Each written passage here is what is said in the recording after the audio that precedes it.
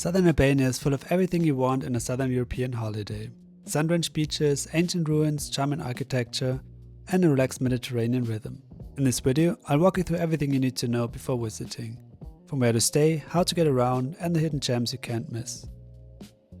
I chose Sarande as my base, a lively beach town right on the Ionian Sea, with excellent bus connections and tours to nearby attractions. So sit back and let me show you the best of this Southern Albanian paradise. Our first stop is Gjirokaster. To get here from Sarande, we take a bus that takes around 1.5 hours and leaves, like most buses in Sarande, from the street in front of a small cafe. A general tip for traveling in Albania: always ask around to make sure you're boarding the right bus. Sometimes the destination written on the front isn't the final stop, or you might be dropped off along the way to switch vehicles. It sounds chaotic, but it usually works surprisingly well. Gjirokaster is a mountain town with a deeply layered history and one of the most beautiful historic cities in Albania. Sitting high above the valley, the massive fortress has dominated the landscape since at least the 12th century, though early fortifications are believed to have existed long before that. Exploring the old town feels like stepping back in time. You find narrow cobbled streets, steep stairways, and traditional Ottoman-style houses with slate roofs. The reason Gjirokaster is often called the City of Stone. Many of these houses date back hundreds of years and are incredibly well preserved. It's also a great place to slow down. There are plenty of small shops selling local souvenirs, and cozy cafes tucked into the alleys where you can stop for a coffee or lunch. Just make sure to wear good shoes.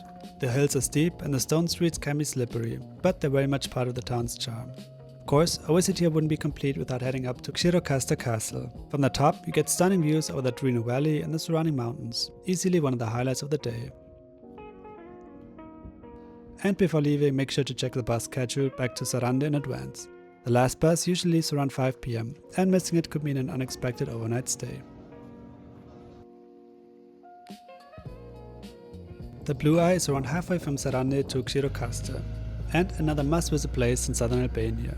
Some of the buses between Sarande and Gjirokaster drop you off at the entrance, but you could also book a tour from either town that's around 20 to 25 euros. From the parking lot, you can either take a small train to get to the Blue Eye or walk. I chose to walk the 15 to 20 minutes and didn't regret it at all.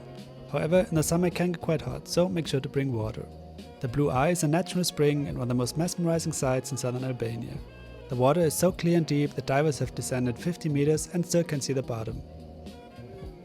The surrounding area is protected as a natural monument, covered in oak and sycamore trees. They give shade and a peaceful vibe. In the summer, it can get very hot in the park, so bring water and sunscreen. For a more relaxed experience, try to come earlier in the evening during high season.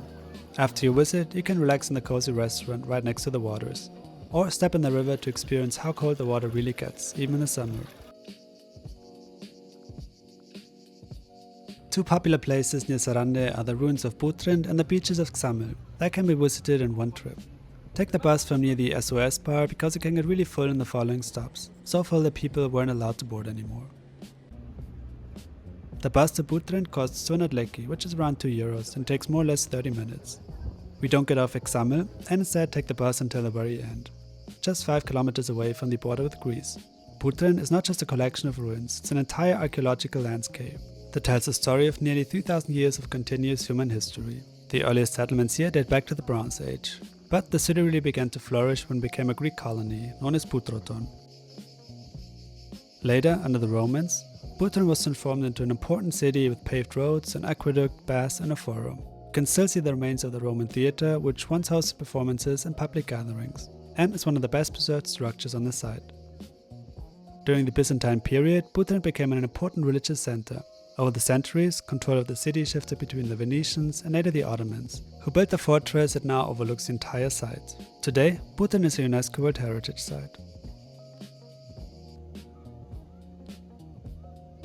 Taking the bus back towards Sarande, we get off at Ksamil, often called the Maldives of Europe. So, of course, we had to see it for ourselves. Ksamil is made of small coves with white sand and turquoise waters, and it really is stunning. That said, it's also very popular, especially in the summer, so arriving early in the morning or being flexible about where you sit definitely helps. One of the most famous spots is Ksamil Beach 7, and like most beaches here, they're usually named after the bar or beach club located on them. During high season, most areas are taken up by sunbeds, which you usually have to rent for the day. While space can feel a bit limited, there's no denying how beautiful the water and scenery are. In the end, I found Lori Beach, where I managed to find a few quieter spots on the rocks. Perfect place to relax and enjoy Ksamil at a slower pace.